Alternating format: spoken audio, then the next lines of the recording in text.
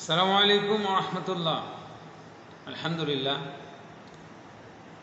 এক ভাই প্রশ্ন করেছেন, মুসল্লি তার সামনে সুতরা না দিলে কতদূর সম্মুখ দিয়ে যাওয়া যাবে?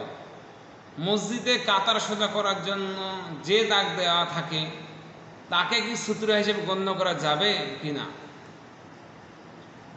এবং সালাত আদায়ের জন্য সুতরা কতটুকু উঁচু হওয়া প্রয়োজন, ব্যাগ, জুতা বা তাসবির দ্বারা সুতরা করা যাবে কিনা, এ ব্যাপারে অনেক কথা আসছে।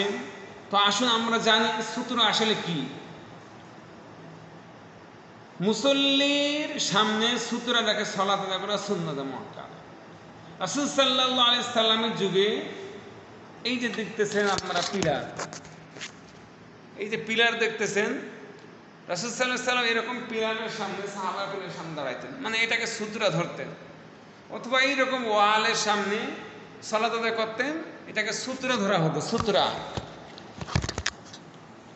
তো আমরা যারা আছি, কোনো ব্যক্তি যদি সুতরা স্থাপন না করে সালাত আদায় করে, মনে করেন সে ফাঁকা জায়গায় সালাত আদায় করতেছে, এতে তার সালাতটা হয়ে যাবে, সালাতটা বাতিল হবে না, তবে সালাতের একাগ্রতা তার নষ্ট হয়ে যাবে। আর যে ব্যক্তি ওই ব্যক্তির সামনে দিয়ে যাবে সে গুনাহগার হবে। মুসল্লির সামনে সুতরা না থাকলে তার সামনে কত দূর থেকে যাওয়া যাবে এটা আমাদের জানা দরকার।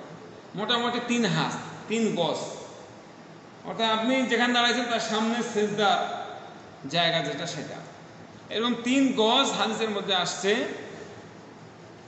3 গজের বাইরে দিয়ে যেতে পারবে। 3 গজ, 3 গজ যদি হয় যে আপনার এই 3 হাত, 1 হাত 3 হাত, এই পরিমাণ বাইরে দিয়ে সে যেতে পারবে। উল্লেখ্য যে কাতা সোজা করার জন্য যে দাগ দেয়া হয় তা সুতরা হিসেবে গণ্য করা যাবে না। আমরা বুঝতে পেরেছি তো ইনশাআল্লাহ। আপনি সালাতে আপনার সামনে দিয়ে যদি কেউ যায়, তাহলে রাসূল সাল্লাল্লাহু আলাইহি সাল্লাম বলছে, কোনো ব্যক্তি যদি তোমার সামনে দিয়ে তুমি হাত দিয়ে কি করো, প্রতিহত করো। যখন তোমাদের কেউ কোনো জিনিসকে মানুষ হতে আড়াল রূপে দাঁড় করে সালাত আদায় করতে থাকে, আর কেউ যদি সেই আড়ালের ভিতর দিয়ে অতিক্রম করতে চায়, মনে করেন আপনি পিলারের সামনে দাঁড়িয়েছে, পিলারের ভিতর দিয়ে আপনার সামনে দিয়ে আপনি দেখেন সেজদা দেবেন, এর ভিতর দিয়ে যদি কোনো ব্যক্তি যায়, তাহলে রাসূল সাল্লাল্লাহু আলাইহি ওয়াসাল্লাম তাকে তুমি দাঁড় করাও, তাকে বাধা দাও। সে যদি অস্বীকার করে তাহলে সে যেন তার সাথে লড়াই করে, কারণ সে শয়তান। রাসূল বলছে, হাদিসটা 400 সহিহ মুসলিমের 505 নম্বর হাদিস, মিশকাতের 777 নম্বর হাদিস। রাসূল বলছে তার সঙ্গে তাকে কেন শয়তান। অতএব সুতরাং কোনো এক বস্তু হতে হবে, তা যে কোনো উচ্চতার হোক না কেন।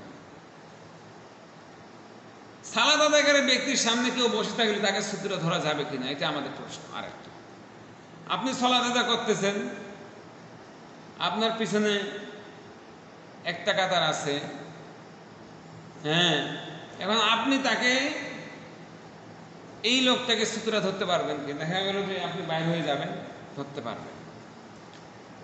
কারণ যে কোনো বস্তু সুতরা হিসেবে গ্রহণ করা যায়। আবু সাঈদ খুদরী রাদিয়াল্লাহু আনহু, রাসূল সাল্লাল্লাহু আলাইহি সাল্লাম বলেছেন, তোমাদের কোনো ব্যক্তি কোনো কিছু সামনে রেখে সালাত আদায় করবে যা লোকদের থেকে আড়াল করা না। অর্থাৎ আপনি একটা লোক বসে আছে, আপনি সুতরা বানিয়ে সামনে চলে যেতে পারবেন। সুতরা অর্থ হচ্ছে আড়াল করার অবস্থা। আড়াল মুসল্লির দাঁড়ানোর অবস্থার পায়ের অগ্রভাগ থেকে সম্মুখ ভাগের দৃষ্টিসীমা পর্যন্ত সুতরা। এতটুকু দূরত্বের বাইরে দিয়ে যাতায়াত করে তো কোনো বাধা নেই, যদিও সুতরা ব্যবহার করেন। দেখা গেল আপনি এমন জায়গায় দাঁড়িয়েছেন, সুতরা নাই, কিন্তু অনেক ব্যক্তি আছে তাড়াহুড়া করতে, সে আপনার সামনে দিয়ে যেতে পারবে 3 গজের বাইরে, আপনার সেজদা জায়গা থেকে সে বাইরে দিয়ে যেতে পারবে, এতে কোনো সমস্যা নেই। তাহলে আমরা বুঝতে পারলাম এই সুতরাটা হচ্ছে গুরুত্বপূর্ণ, এবং রাসূল সাল্লাল্লাহু আলাইহি ওয়াসাল্লাম বলছে এটার পাপ যে কত বড়, মানুষ যদি জানতো তাহলে 40 দিন বা 40 বছর পর্যন্ত অপেক্ষা করত। সালাতের সম্মুখ দিয়ে গমনকারী যদি জানতো তার কি গুনাহ হয়, তাহলে সে সম্মুখ দিয়ে গমন করা অপেক্ষা 40 বছর পর্যন্ত দাঁড়িয়ে থাকা উত্তম মনে করত। বর্তমান পদ্ধতিতে যাওয়া বৈধ, ফলে রাসূল সাল্লাল্লাহু আলাইহি ওয়াসাল্লাম তা বলে যেতেন। সুতরাং মুসল্লির সামনে সুতরা দিয়ে অতিক্রম করা আর এমনি চলে যাওয়া এখন দেখা গেল যে একটা লোক সালাত আদায় করতেছে আপনি তার সামনে, এবং এখন আপনি তার সামনে সুতরা দিলেন, এটা করা যাবে না, এটা করা যাবে না। আপনি নিজে সুতরা দিতে পারবেন না, যে দাঁড়িয়েছে সে সুতরা দেবে। যে লোকটা দাঁড়িয়েছে সলাতে সে সূত্রা ব্যবহার করবে, আপনি পারবেন না। দেখা গেল আপনার তাড়াহুড়ো আপনি নিজে একটা সূত্র আনে ওর সামনে দিলেন, দিয়ে পার হয়ে গেলেন, না, এই চলবে না, এটা হচ্ছে পাপ। এই অপরাধ থেকে মুক্তি পাওয়া যাবে না। উল্লেখ্য যে যিনি সালাত আদায় করবেন তিনি নিজের সামনে সূত্রা রেখে সালাত আদায় করবেন, তার সামনে দিয়ে মুসল্লিগণ যেতে পারবেন, তবে সূত্রাবিহীন সালাত আদায়কারী মুসল্লির সামনে রেখে অতিক্রম করতে পারবে। আল্লাহ তাআলা আমাদেরকে আমল করার তৌফিক দান করুন। আল্লাহুম্মা আমিন।